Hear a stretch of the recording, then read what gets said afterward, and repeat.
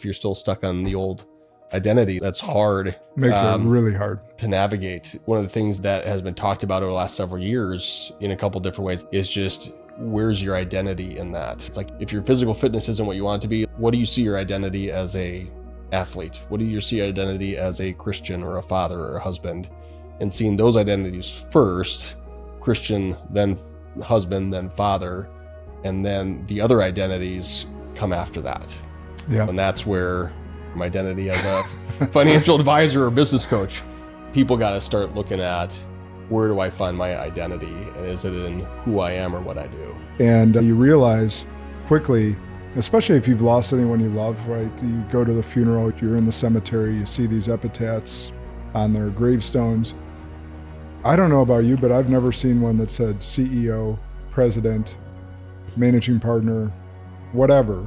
Yeah. But what I have seen is loving husband, loving father. Oh, yeah. You know, something of that nature, which should be more people's identity.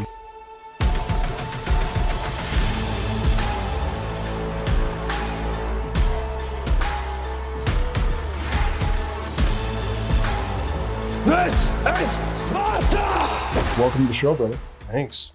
First time for everything. First time for everything. And we got you in the studio face to face. For those of you watching on YouTube, you'll notice very quickly that we are dressed very differently today.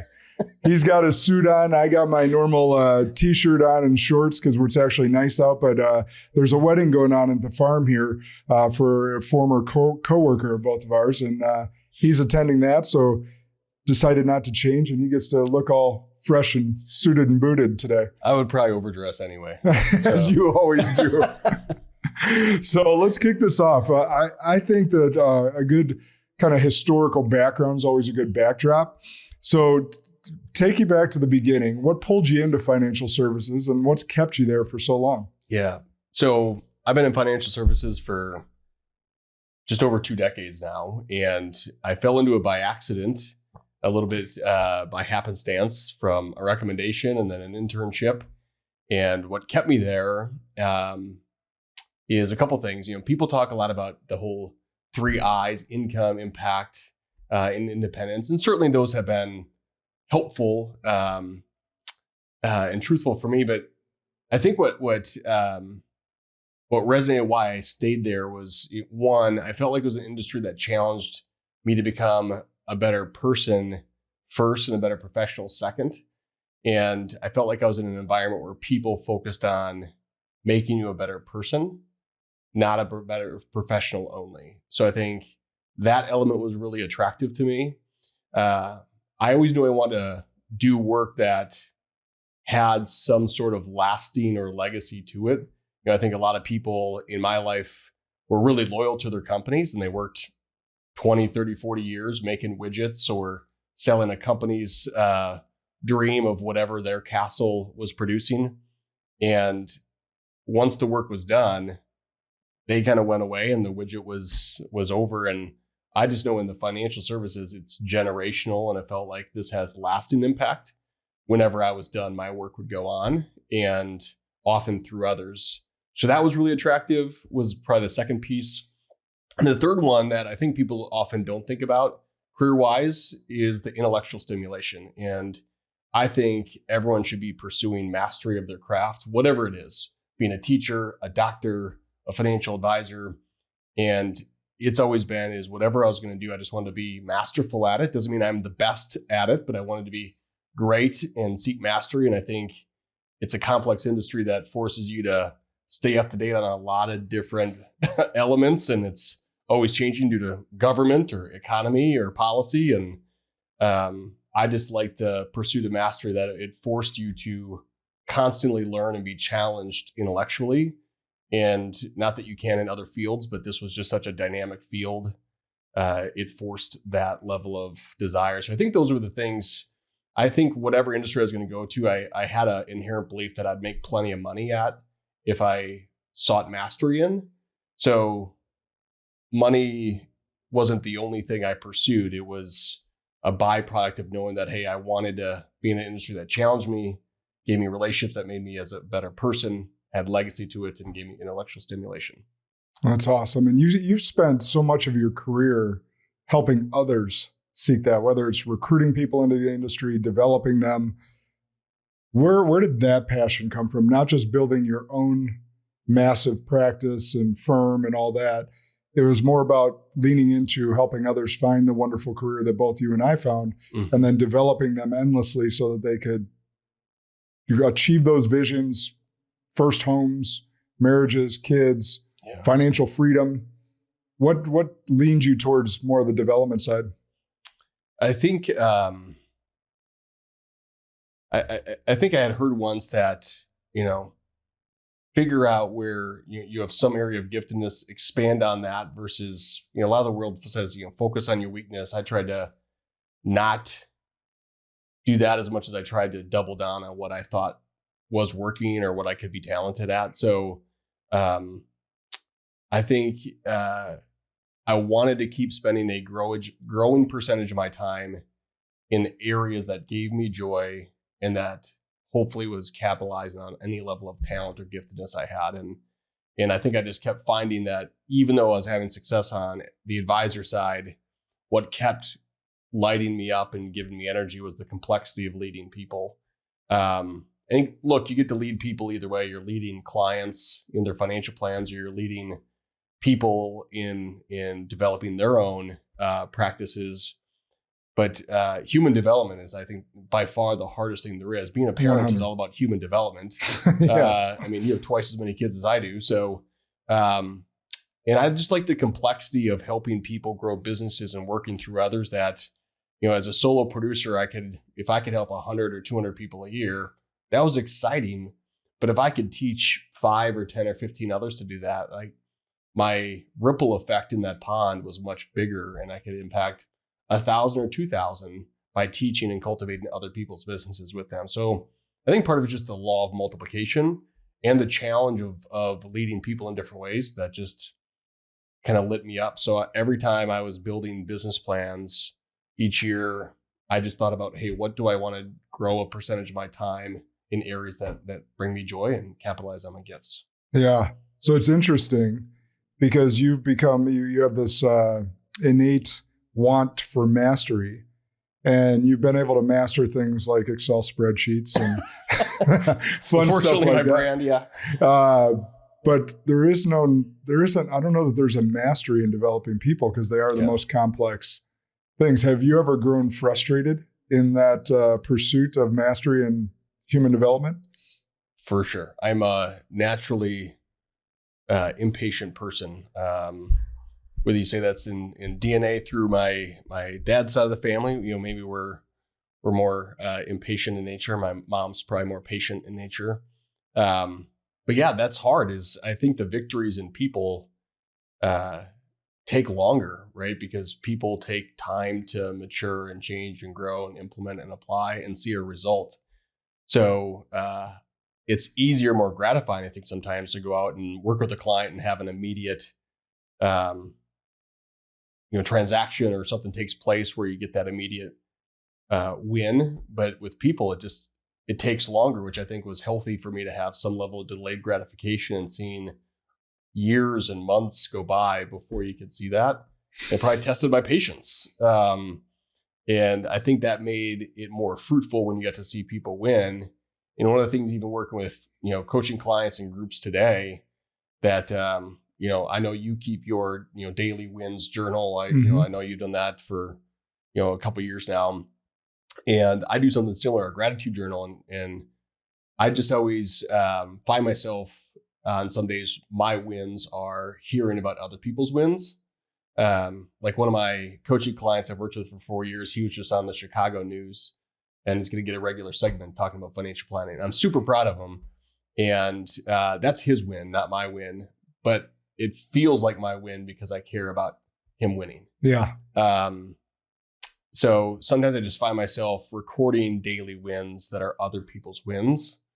And I think that makes it less focused on me and makes the journey a lot more fun. Yeah. How about for you when you're working with people and focusing on developing them? How's that for you? Because you like to get stuff done and you're a GSD guy. And yeah.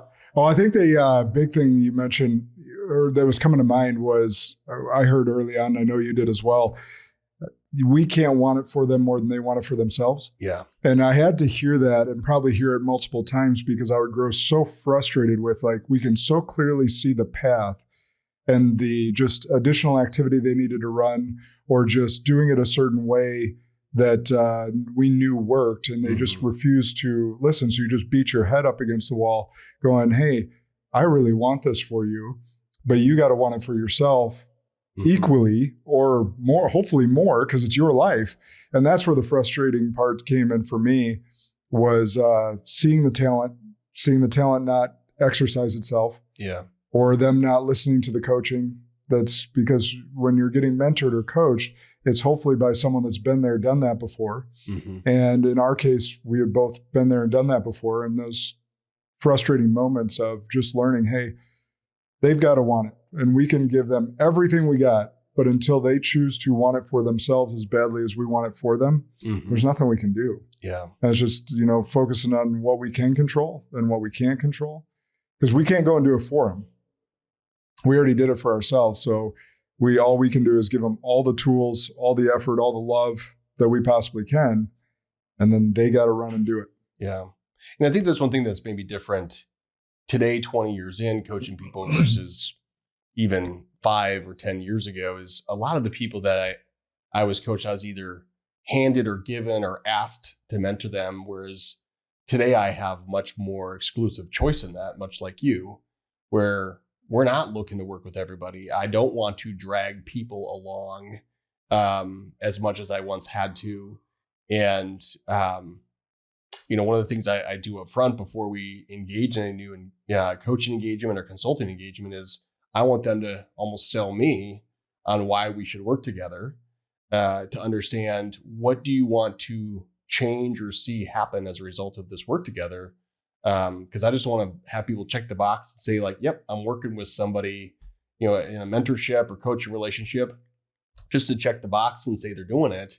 I just tell them very directly is, I will be as invested as you, but you should always be as, if not more, invested than I am in me, in your own growth. And if you're not thirsty and hungry for that, I'm out. Yeah. And I told this, I was thinking about this the other day when somebody was asking me about, who I like to work with.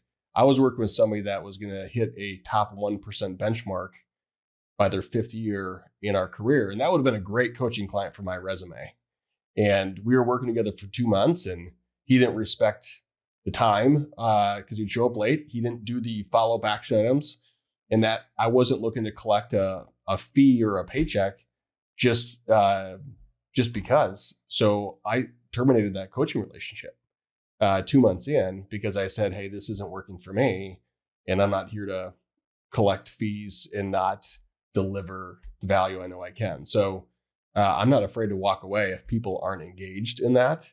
And maybe that's less common when people are just trying to get people in the door for transactions or revenue. And I'm just not interested in that. I'm interested in people that are committed to growth, and I'm willing to walk away. And I'm sure I wasn't always that way, but certainly I think one of the blessings over time that a lot of advisors and leaders get once you have some seasoning is, early on you think you need them more than they need you. And over time, I think that belief starts to change, and you say, they need me more than I need them. Yeah. Or at least it should. Because again, if you're not worried about the money and you're worried about the impact, you'll approach things like you just mentioned. Yeah. Have you at that moment where you had to either have a tough conversation with somebody that you were leading or coaching, or saying, hey, I'm giving more, I seem to want more than you want, and did you have to terminate that relationship? Yeah, actually, and it reminds me of sitting in my office one day where a young advisor was really fighting to stay in the career, and I'm having a conversation about termination. And it came to me that said, hey, if I keep you here, it's selfish on my part. You're not making any money. You have a family to feed and support. If I keep you here because I like you and you like me, but I know this isn't right for you, you're going to end up hurting. You're going to leave bitter and broken, and you're not going to respect me. You're going to potentially hurt your family, end up divorced, bankruptcy, something of that nature. Yeah, that's going to be really harmful. And so just because we like each other, just because you want this, isn't enough reason to stay. Yeah. And so some of those, that one I can specifically remember was like, your dream is out there. And if I keep I'm holding you back from it. Yeah. Yeah. I think everyone's meant to be great at something, and it doesn't need to be an advisor or a business owner. I think sometimes we've got to try a lot of stuff to realize where our gifts lie. And then,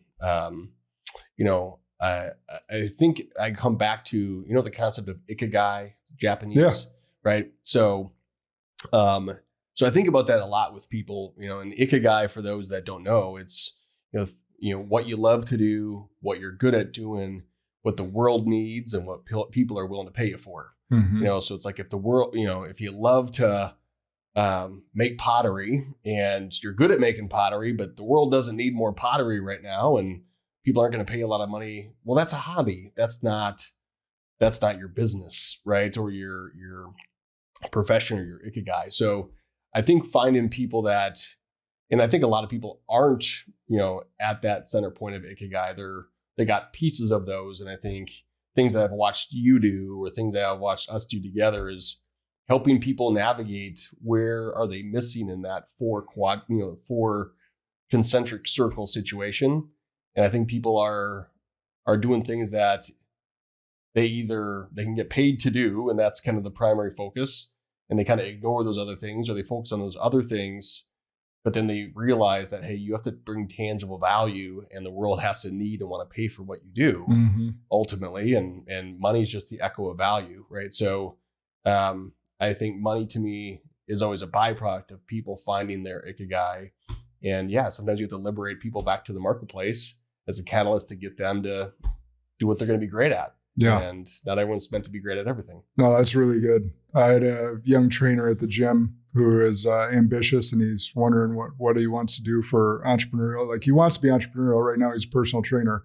And he asked me just flat out, like, hey, if you were going to start a business today, what would it be? Mm-hmm. I said, I don't know that I can answer that question for you. Yeah. I was like, what I do know is that every business has been created because they found a gap in the marketplace. Yeah. And they had a skill set to create that product or to fill that gap. Right. And then they found a price point that worked for them or worked for the customer, that was able to be profitable to the business.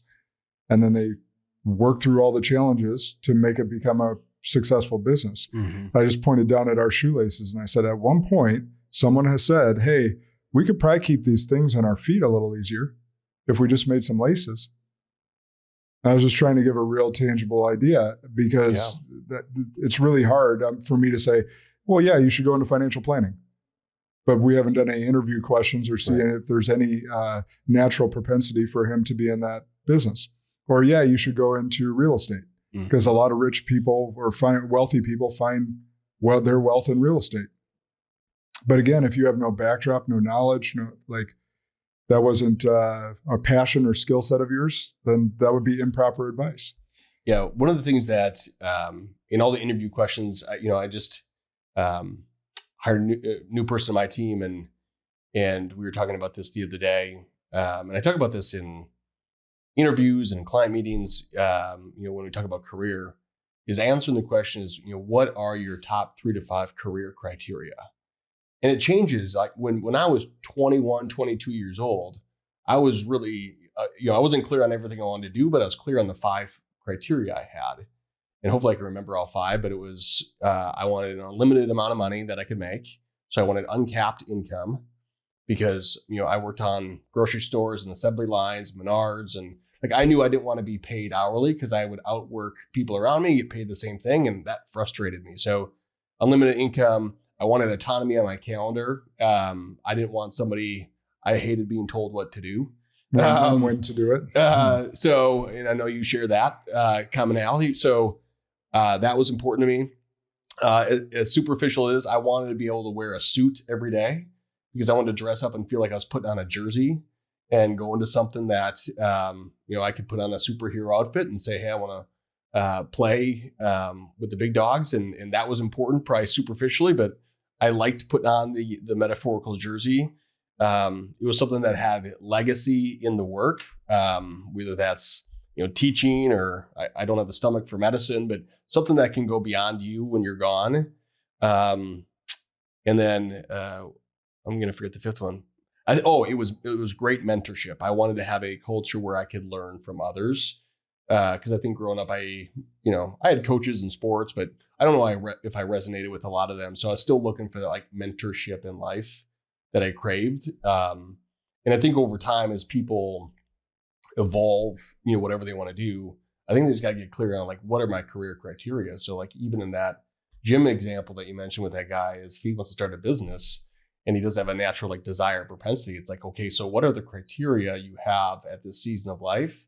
And then how do you put that at the center of what you want and then build the career around those things? So like one of yours, I'm guessing, is, freedom to attend all your kids' events is a criteria, or an ability to authentically share your message and integrate leadership with faith, and just thinking about like the criteria evolves, but that's where I think people will get their greatest value, and they'll probably make the most money as a byproduct of that.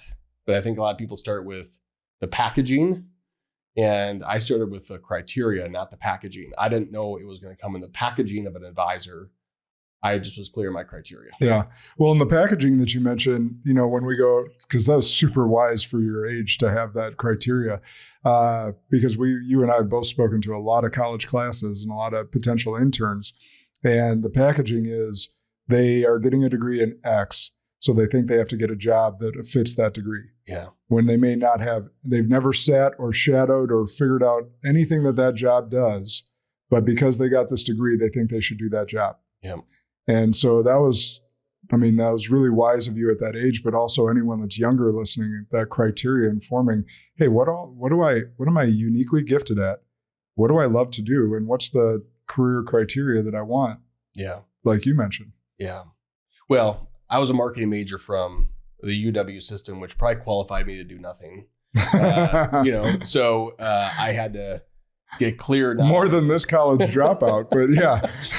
Well, it's but it goes to show is like, if there's something I would tell people of all stages. I mean, I talk to 40, 50-year-olds that are like midlife crisis, being like, should I still do this? And we have to go back to, well, what's the criteria you have?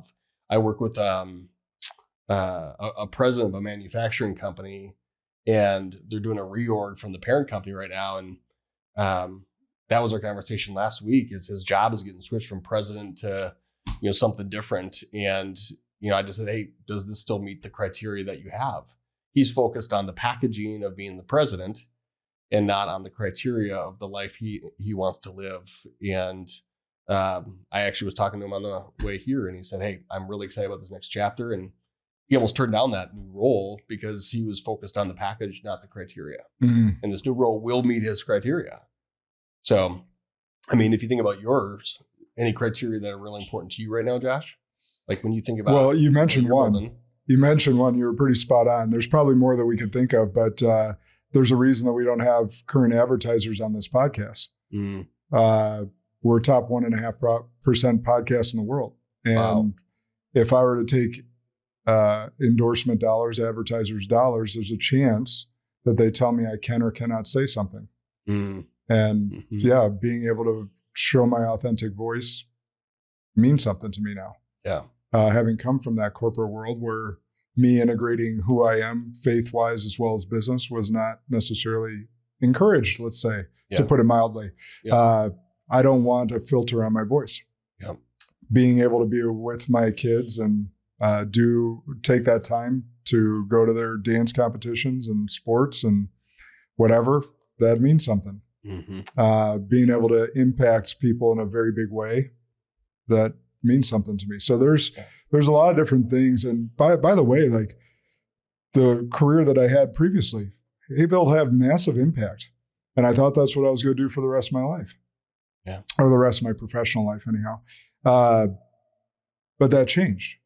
But that doesn't mean that I can't figure out a different, meaningful, impactful career. Right. And so that's the other thing that people got to think of when you go through a hard time, because it's not a matter of if, but when, is there's still unique skill sets that you learned along the way. For me, being able to sell, being able to recruit, being able to develop, being able to build a culture, being able to run strong financials. finances, whatever. Those are all still skill sets I utilize today. Right. That were learned over 20 years in that business. Yep. And so it's like climbing the mountain and you get kicked down the mountain. You didn't forget everything you learned on the way up. Right. And then you learn some very valuable lessons on the way down. And then it's just figuring out, okay, now that I've done this, do I still want to do that? Or do I want to pivot and make that change to utilize all the skills that I've learned over the years and still have a meaningful existence? Yeah. Yeah. So good. Yeah. I think a lot of times when people experience that change, and I've had some different changes, good and bad, professionally, that, over the last, 10, 20 years. And I think one of the things I learned during those change seasons, the good and the bad, like nobody takes away your relationships. Like you get to keep your network and relationships no matter what you do. I think you start to learn over time that title doesn't mean anything. And people say that a lot, but I don't think they always believe it. Yeah.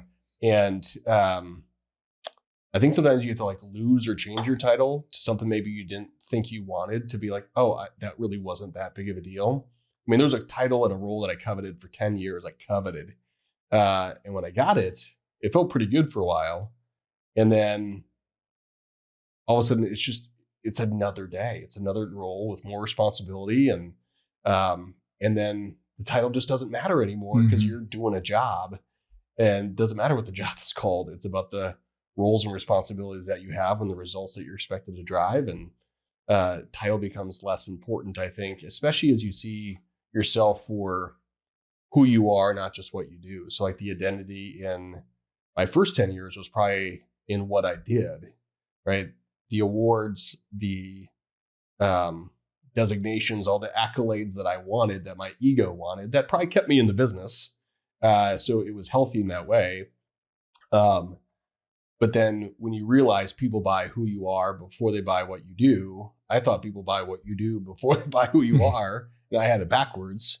And I think that's what the last 10 years has been about, is focusing on how do you make sure that you are clear on who you are and not just seeing your identity in what you do, because that could be taken away from you by a lot of different external forces, controllable and uncontrollable. Or you might make that change yourself and say, I want to change this. But if you're still stuck on the old identity, that's hard. Makes it really hard to navigate. So I think one of the things that, our group, the Gray Geese with you and our 4 compadres, that has been talked about over the last several years in a couple different ways that I've heard, is just, where's your identity in that, right? It's if your physical fitness isn't what you want it to be, what do you see your identity as a athlete? What do you see your identity as a Christian or a father or a husband? And seeing those identities first, Christian, then husband, then father, and then the other identities come after that. Yeah. And that's where my identity as, an intellect, or my identity as a mediocre golfer, or my identity as a financial advisor or business coach. And I think people got to start looking at, where do I find my identity? And is it in who I am or what I do? Yeah. Huge point there. I want to double down on it, because I had what I thought was my identity taken away. And you realize quickly, especially if you've lost anyone you love, right? You go to the funeral, you're in the cemetery, you see these epitaphs, whatnot, on their gravestones. I don't know about you, but I've never seen one that said CEO, president, managing partner, whatever. Yeah. But what I have seen is loving husband, loving father. Oh, yeah. Something of that nature, which should be more of people's identity. Yeah. In that regard. On the back of my father-in-law's, they put, he made a difference. Didn't say that he owned a great trucking company. Didn't say, he had was the owner of this, went through all these entrepreneurial battles, which he did, but all these different things, right? He made a difference. That's what they wanted it to say. Yeah. Right. So that's the goal, is when you wrap and all of us are guilty of this at some point in our careers. And hopefully it doesn't take, a major life shift for people to really wake up, but we're framed from childhood. because we're all guilty of being asked the question or asking the question, what do you want to be when you grow up? Well, that was the book I read with my kids last night. It was this old school, probably 1970s book. And it was ironic that you say that, because that was in the book. It was like, hey, little bunny, what do you want to be when you grow up? A fireman? And they focused on, and the whole time I was thinking about this concept of like, maybe I shouldn't be reading this book to my kids that puts their identity in their work. But the end of the book made it all worth it. And it said, well, the little bunny didn't want to be a fireman or a magician or a pilot. The little bunny wanted to be a dad and have fun with his kids and make memories with them. So like the whole book, I was kind of like, man, this is teaching the wrong thing. And at the end, it focused on who they were, as I want to be a dad that has a lot of other little bunnies that I get to make memories with. And I just thought that was really cool. That's the proper question. Yeah. Like, who do you want to be? Yeah. I want to be somebody that's generous. I want to be somebody that's abundant. I want to be somebody that's admired and brings leadership. Yeah. So, that's the proper question. Now, so at least to start with, who and why, the what can be deferred. right. But it gets reinforced in high school with what are you going to go to college for? And then you go to college, or Right. what are you going to do with your degree? And it's always focused on the what. So it's not necessarily our fault, but it is our responsibility to fix that identity crisis, if you will, Yeah. and make sure that you know that your title, your possessions, your money, your accolades are not your identity. Yeah. They can be small pieces of it. And I think that's why early on, like that pursuit of mastery, and then over the last, why I probably took so many exams, there's probably, a bunch of ego in there, and probably some, not feeling big enough that I had to take a bunch of exams. But over time, looking at like the last 10 years, I've probably spent less time on formal education and more time on focusing on the right associations, the right mentorship, the right knowledge and skill set, because like all of those things never go away. Like if you cultivate them right. So I'm just always thinking is based on what I'm trying to master or know for the benefit of others, or for this next season, what knowledge do I need to acquire? Today it might be artificial intelligence, or it might be a different type of skill set in communication. But then it's like, what are the right mentors for me in this next season of life? And I've had to seek out certain mentorships that have been fruitful. And then, what are the right associations? I think people don't think enough about their associations. I'm going to misquote who said this, but your associations determine your destination. And I every quarter do an association evaluation. And I think about the associations that I spent the most time with in the prior 90 days and who I want to spend the most time with in the next 90 days. That I want to expand with or add into my associations? Who do I want to limit association with that maybe isn't, I can't cut them out, but I don't want to overspend time? And who do I need to disassociate with? And I really haven't had a disassociate with in probably years, because I've done a pretty good job of weeding those people out. But we don't think enough about our associations. And then, so knowledge, mentorship, associations, and then just what are our methods or systems, right? So like what new methods or systems are going to take me to the next level. So I'm always thinking about knowledge or mastery that I need to get, mentors I need to bring into my life, associations I need to cultivate and keep, and then methods or systems I need to enact. So I love that last one. It just made me think of something. So I had a buddy of mine who's become an AI expert. So I'll just make this real short. We were having a conversation and he said, how much have you used ChatGPT? And I said, a fair amount. Like it knows me pretty well at this point. And he goes, good. Now I want you to ask this prompt. If you were to create an operating system for Josh, a daily operating system, how would you create that? Or what would that look like? And it gave me an operating system for my day, similar to like how I know you use the Darren Hardy Best Year Ever journal. But it now has given me an operating system based on everything it's learned about me from my inputs for daily, to essentially max out your day. That's awesome. So for any one little tidbit, if you're on ChatGPT or whatever your favorite AI is, and it's getting to know you and it has a good context of where you want to go in life, you can just ask that prompt, and now you have your whole operating system right there in front of your face every day. Yeah. So it's pretty cool. That's really good. All right, so let's pivot to Rhino Bootcamp. So this was your brainchild, and we had talked about this a couple of years ago. But where did that idea stem from the get-go? Yeah, and then we can talk about how it evolved and the impact that's happening. Yeah. So, as odd as it sounds, like I don't think this has happened in my life, but this was like 2016, 2017. I woke up at like 2 a.m. in the middle of the night. It was like thunderstorming out, so it woke me up. And then I just had this like really clear, I don't know if I just had a dream, but I just felt really compelled. So I got up and I went down to my office and opened my iPad, and I just felt like, God's ideas are kind of pouring out. And what I was thinking about in the moment was, this piece of land that people could go to for reprieve, not to retreat, but to advance. And, there's a lot of yoga retreats and team retreats, and I didn't want, the whole retreat to me sounds, I understand the basis of it, but it sounds like you're trying to get away from something. Yeah. And I'm like, this isn't about retreat. This is about advance.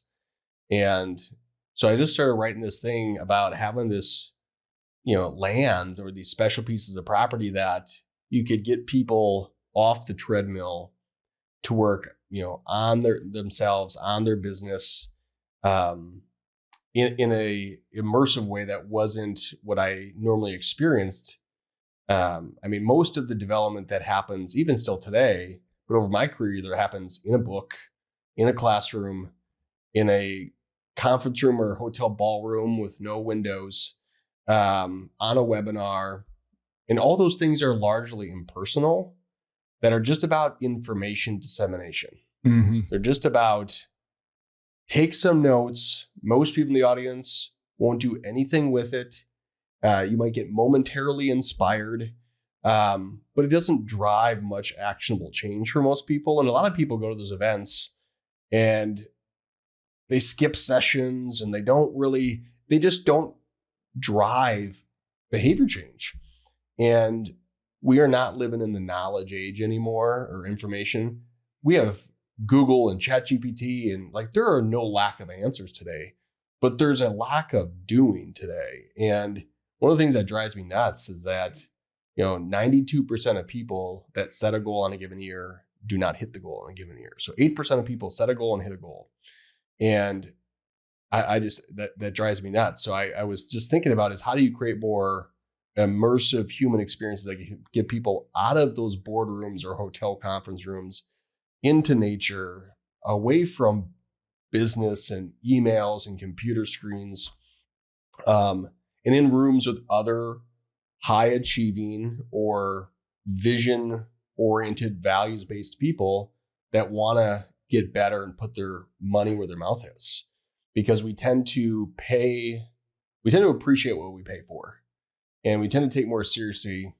And you and I know both spend a lot of money on personal development. And mm-hmm. when you think about between both cost and opportunity cost, I would guess that between the two of us on a given year, we probably spend $100,000 or more mm-hmm. between the two of us. And I've pulled you in the past, and it's not about the dollar amount. It's about, I think people that are willing to invest and pay to play are more likely to change. But when you show up to an office mandated event or a training, look at most webinars, people have their camera off on Zoom webinars because that means they're not paying attention. They're doing the laundry, they're checking email, they're scrolling their phones. So having a place like Rhino Bootcamp where people can get away, have a completely different environment that shuts off all the noise, allows you to focus in on what really matters, which is you and your business and your teams and your clients.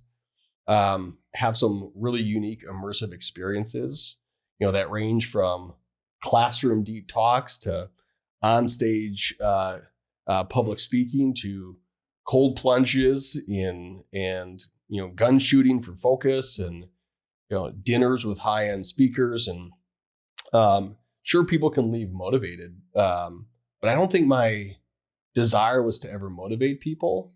Not that that's a bad thing, but I think sustainable motivation comes from within. So if people get motivated from conversations, I'll awesome. I'm happy about that, but that's not the primary focus. This is about creating an environment that allows them to take personal responsibility for change. It inspires change. Inspires change. Yeah. I'd rather inspire change versus trying to just be a sugar rush for people. Yeah.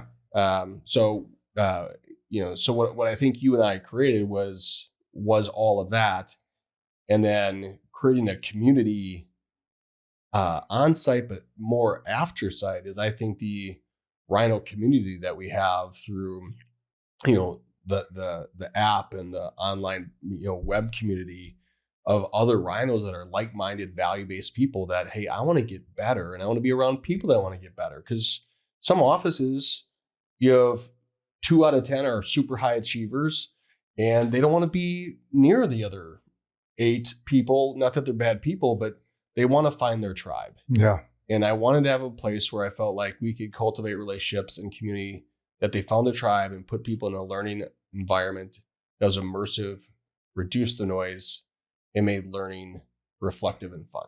And it's something that, candidly, I think I wanted that I didn't get. So I want others to get it. You kind of build stuff where you're like, I think a lot of the world's problems are solved from like, I wish I had that. Yeah. And I think you're doing that like here in Madison with your leadership event. You're like, hey, this isn't happening here, so I'm going to build it. And I felt like those events weren't happening in our industry. And so we decided to build it. Yeah. It was funny because how this went down too is because Brownlow and I know each other so well, like I've known some of his visions and passions and stuff of that nature. Well, I got this property, let's just say beginning of 2022, early 2024, we're on a phone call and this idea comes up and I was like, all right, well, let's do it. and Michael's over there like, wait, what? Like, I was like, yeah, well, let's do it. And just so you guys know our personality types, why we've always worked so well is we think differently. He's like, we got to get this all ready and perfect. I'm like, no, we just need to do it. So let's set a date and we'll work into getting all the work done. Yeah. And I was like, well, maybe like 6 or 12 months. So, give us time. And you're like, no, I'm thinking in like 90 days. And I'm like, what?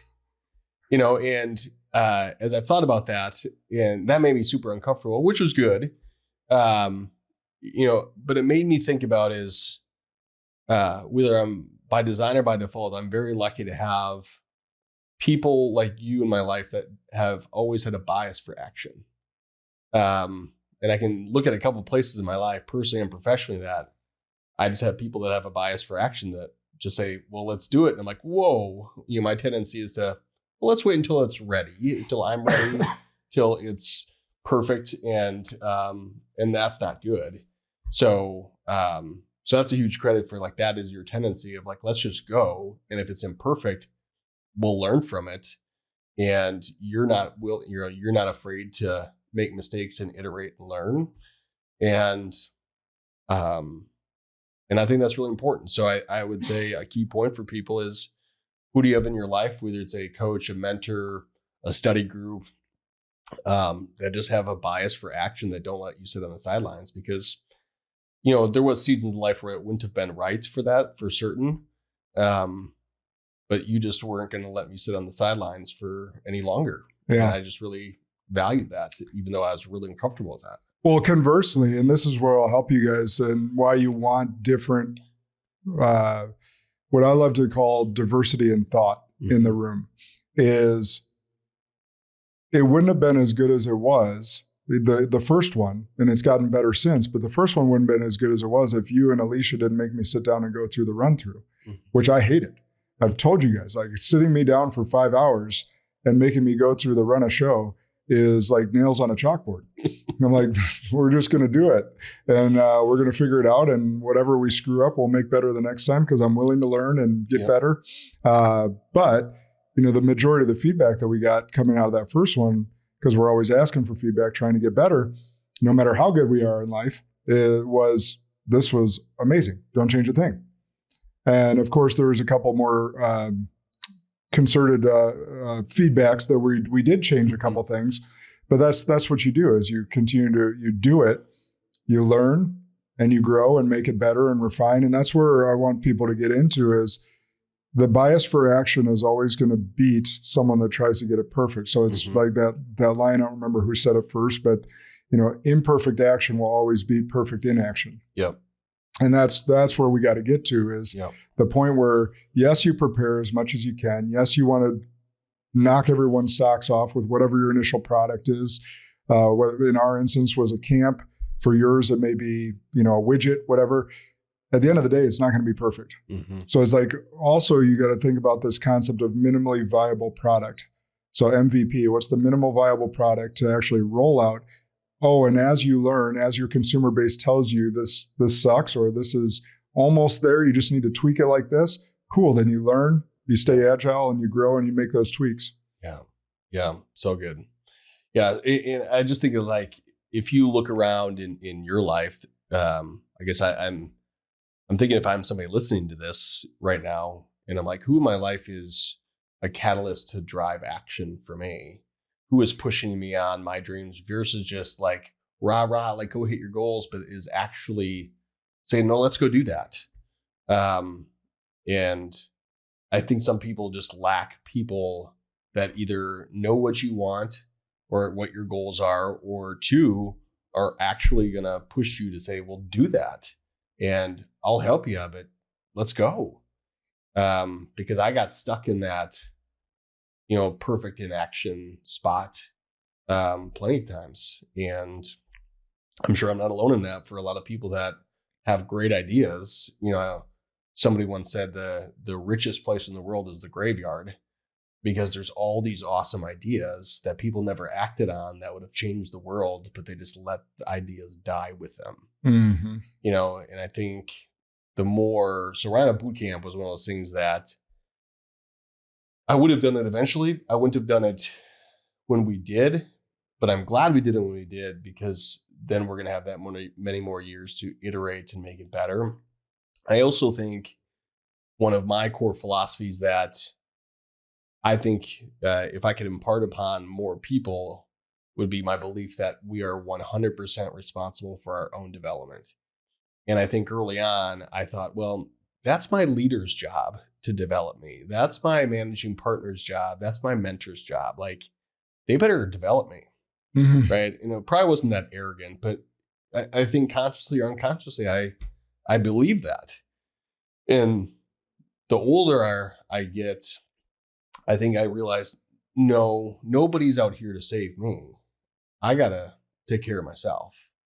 And the things that I tended to value more weren't just the things I gave time to, but were the things that I had to put treasure to, even when it hurt. Like I cut a check on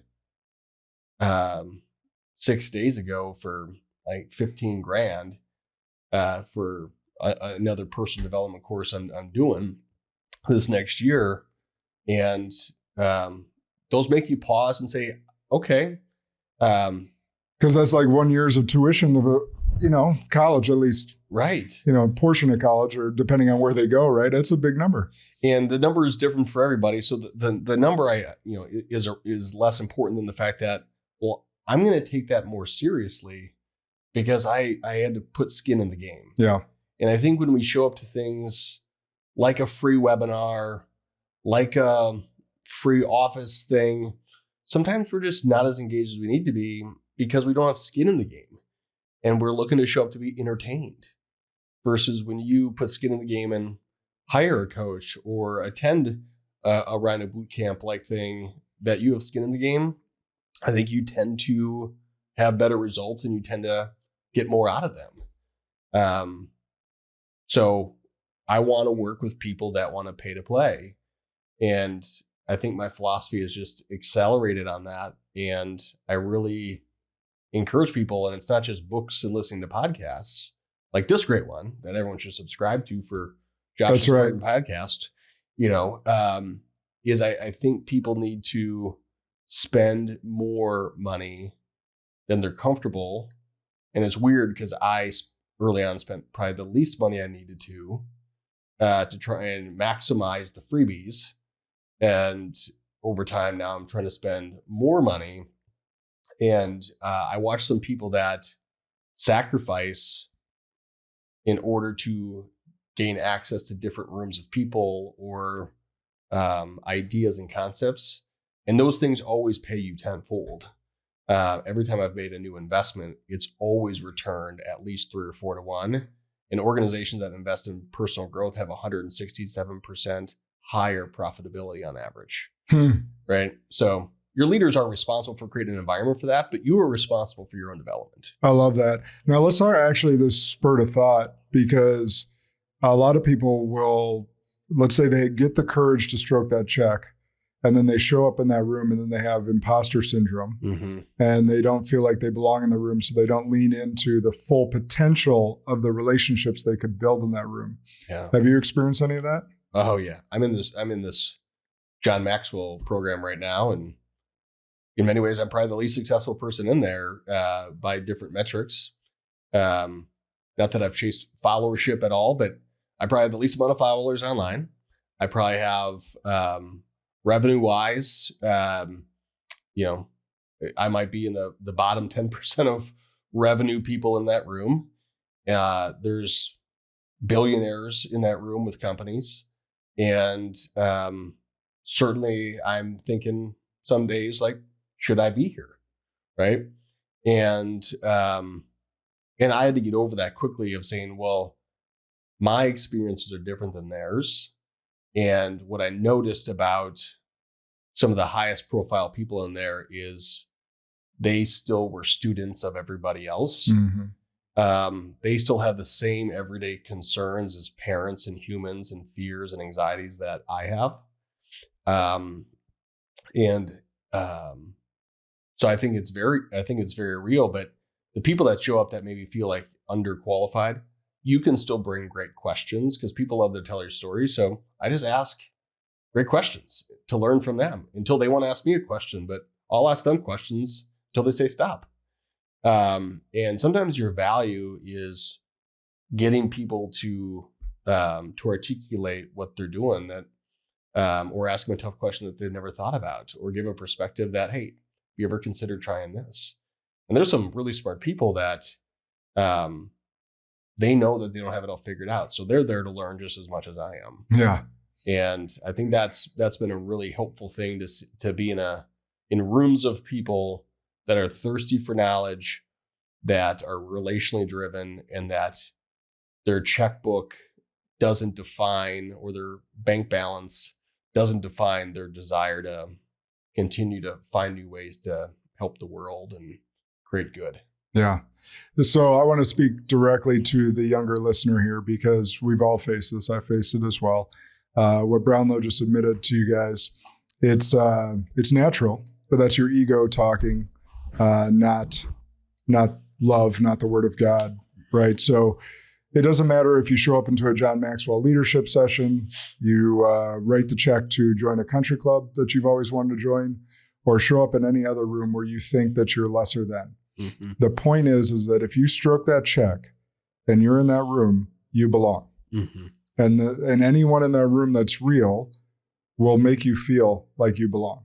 Because here's what's cool, being the age that I am now and being able to influence people 20 years younger than me.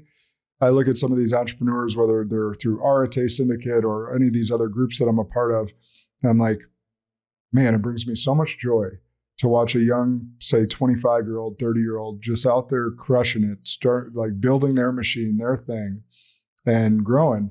Because you may see someone in that room that didn't start that journey till they're 40. And so you're looking at them at 55 years old and they're worth 9 figures or whatever it is. And you're like, man, can't wait to get there. They're looking at you going, man, I wish I would have started when I was his age. Yeah. And they're so excited and joyful to pour into you because they want to teach you all the lessons that all the things they've screwed up. And they're like, here, let me help you through this, because they know the pain, they know the journey. Yeah. And so I would just say that all you got to do is show up with your real authentic self, being curious, and letting the ego and the imposter syndrome go. And I think the great ones, especially growth-oriented people and leaders that are really good at it, when they realize they've kind of climbed the ladder pretty far, the good ones want to reach back down the ladder, I think, and say, let me help you up the ladder. Because I was talking to an individual that we coach that is probably in the top 1% of advisors in the finance industry. And, we were just talking about, and he's like, yeah, everyone thinks it's, they want what I have and, I have it made. And he's like, I still battle every day with, balancing business and wife and family. And I got a big team that is looking at me. And he's like, you know what I miss the most? And I had no idea where he was going with this. And he said, I miss the early years and the struggle and just the open sea of possibilities. He's like, life is really not a struggle anymore. And this is what everyone wants, is to like sit in my seat, to have my revenue and to have my accolades. He goes, I kind of want what they have, which is the climb up the mountain. And he goes, that was the fun part. And he's like, I'm not done climbing, but I miss the gritty days where it was messy and unpredictable. And I just thought that was really profound to say, I miss the struggle, because that's kind of what he was saying, is he missed the hard stuff because his life isn't that hard now. Mm-hmm. And so we're trying to find a new hard, and a new mountain to climb, and that's up to him if he wants to climb a new mountain. But I think people want to get to the top of the mountain. And I think they're surprised when they get there. When I talk to these people, that they liked the hike up the mountain, even the hard times in retrospect. Yep. 100%. I can co-stamp that. Going back to Rhino real quick, what have you seen from people coming out, like biggest changes or biggest ahas, either during or after? Yeah. Gosh, a bunch. I think one is, it's been neat to see how those relationships have expanded, even beyond you and me. Like, people have kept in touch. People are sharing ideas. People are cross-pollinating. There was one person that was a social media guru and another person that was not, but was really good at running teams. And they've been like ideating. So just, there's been people that found value outside of just that, like those days. Like it's lived on in other conversations. I saw a lot of people that kind of redefined what hard was, whether it was through some of the exercises we did or public speaking stuff or the workout, physical or the cold stuff. plunge. Yeah. I think people start to reframe like what hard is to them. And I don't know if there's a great book that you can read that helps you reframe hard. I think you have to do something physically and in action that helps you like have that catalytic change in your mind. You gotta like do something. Change often happens like after you take action versus prior to taking action. Mm-hmm. So I think I've seen people talk about how it was the reprieve they needed. I think several people have shared with me that they didn't realize how much they needed to get out of the noise until they did.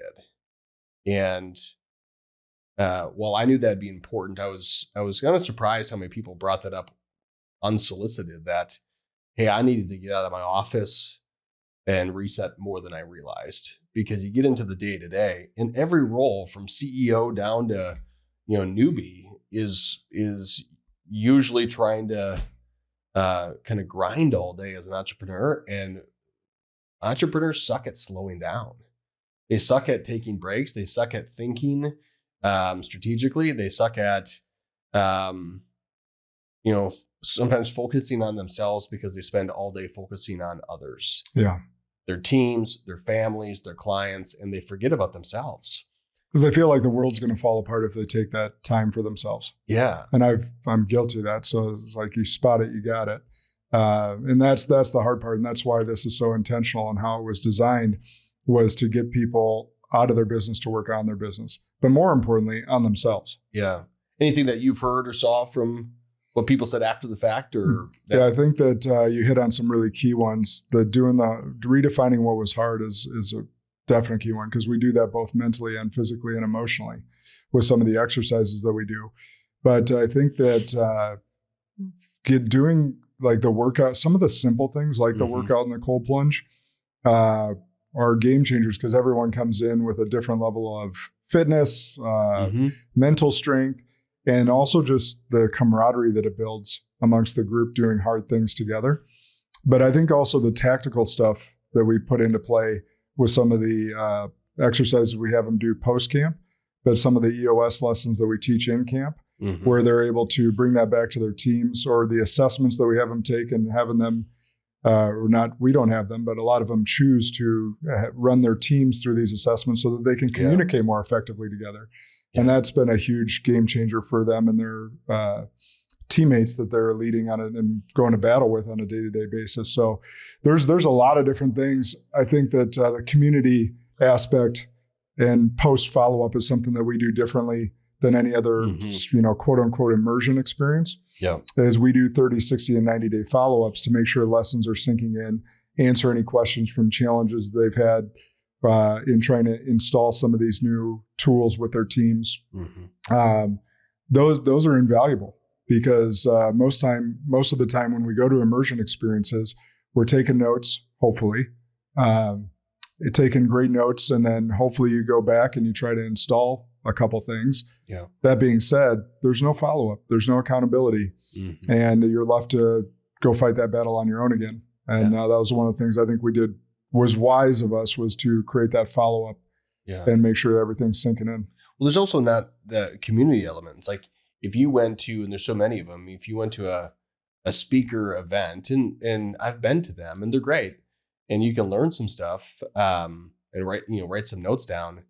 But like once you walk out the door, it's 100% on you. If you even go back to your notes, do anything with the notes. And, we didn't want to create that environment where it's like, well, thanks for coming, see you later. We wanted this to be lasting. So not only the follow-up calls, but the online community. It's creating a common language with your teams. We're going to do a thing this fall that, people could incorporate their teams into that. We've had other people send people from their teams, which I thought was a really cool way to invest in some of your people. Just people don't, I said this earlier, but I think people, when you ask people about their personal and professional development, I often get a lot of dumbfounded answers. I'm like, do you have a personal development plan? And people will be like, well, no. I mean, I listen to a podcast, once a week when I work out, or I read a book a quarter, or, I go to our once a year annual conference for our company. And I'm like, yeah, but what's your personal development plan? What's your plan here to grow intentionally versus through osmosis and happenstance? And I mean, I was in a room with 55 leaders I was speaking to a couple months ago, and I asked who had a personal development plan. One hand out of 55 went up, including like executive leaders. And I just looked around. I'm like, I knew it was going to be low, but not 1 out of 50. So I think people do not have a plan to grow. I think people want to grow. I think people are capable of growing. I think people think they're growing.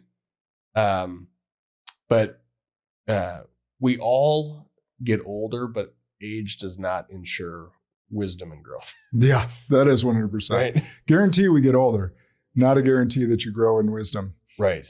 So last couple of questions as we're wrapping up on time.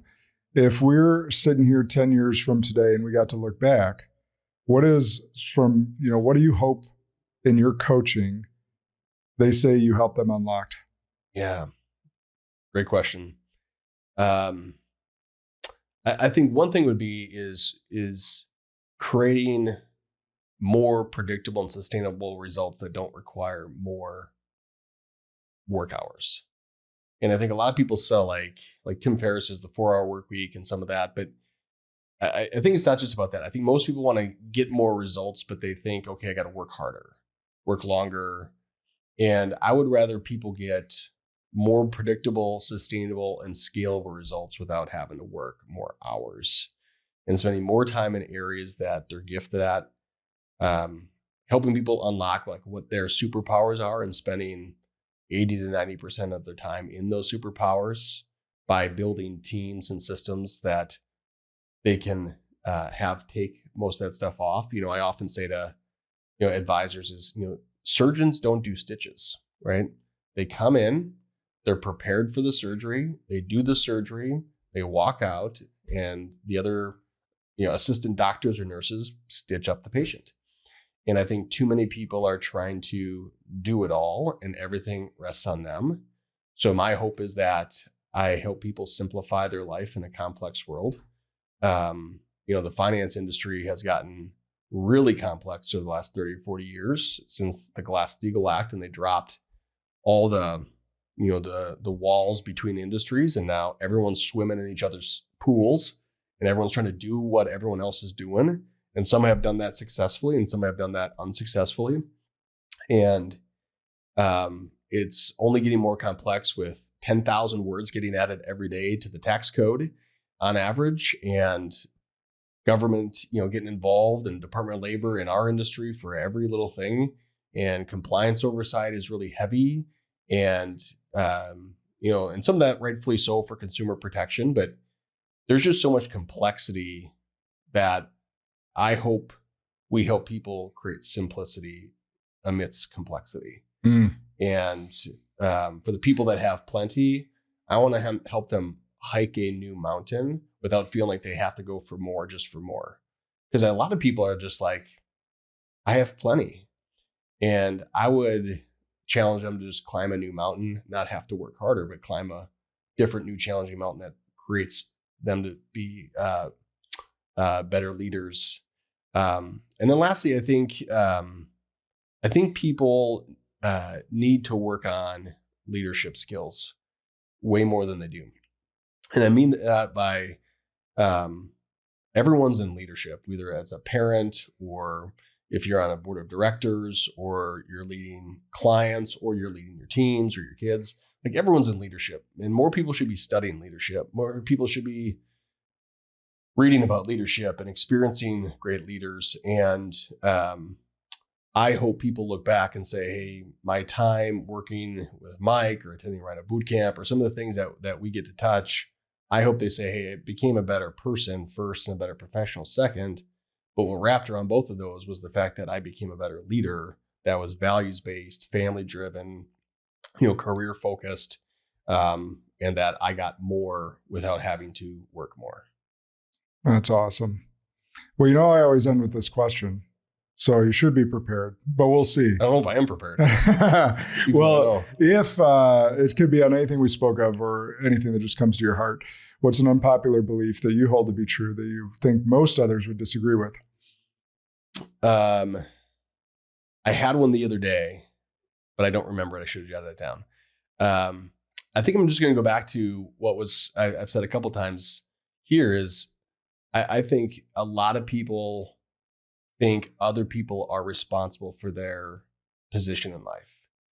And they look externally to the government, to their family, to their company, and they say, where I'm at in life is because of you.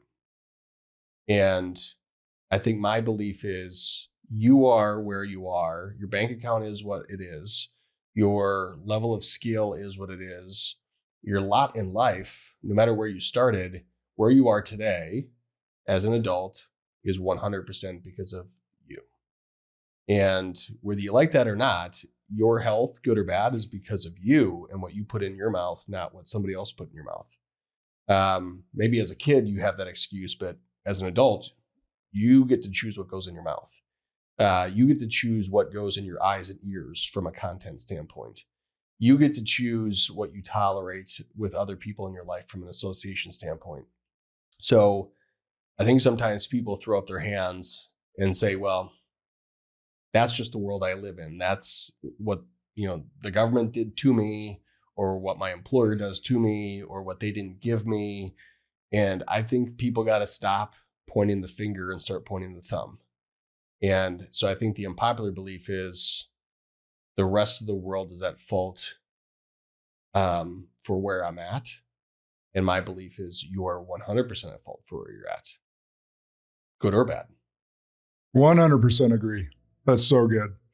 Well, I so appreciate your time, your wisdom, obviously our friendship. And I know you're not a huge social media guy, but where can people find you, follow you?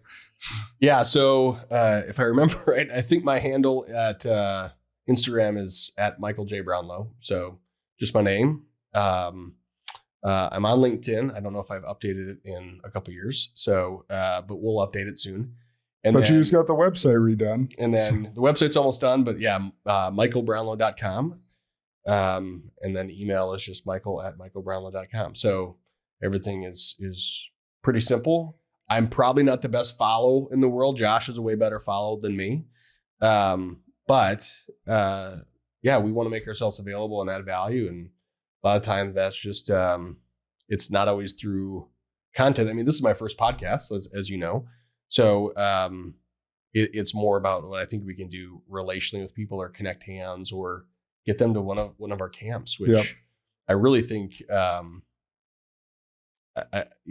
think if more people would take time to make those investments, I keep saying that, but I say that just because I'm passionate about it. And early on, I felt like I was maybe being sold to go to stuff, and now that I'm on the other side of that, seeing what it did, I think I'm just more passionate about saying, you should, but do it for your reasons, not because you're told to, but you have to come to your own realization.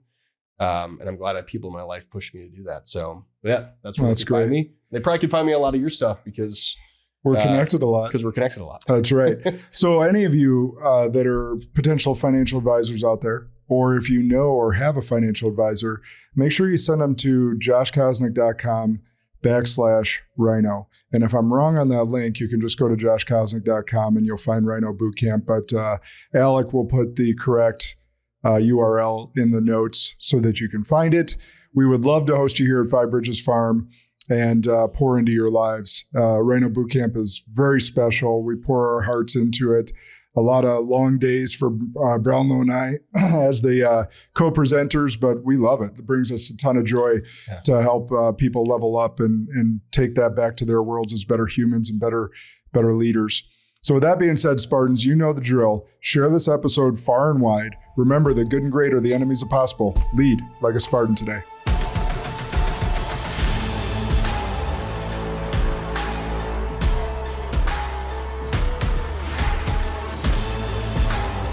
This is Sparta!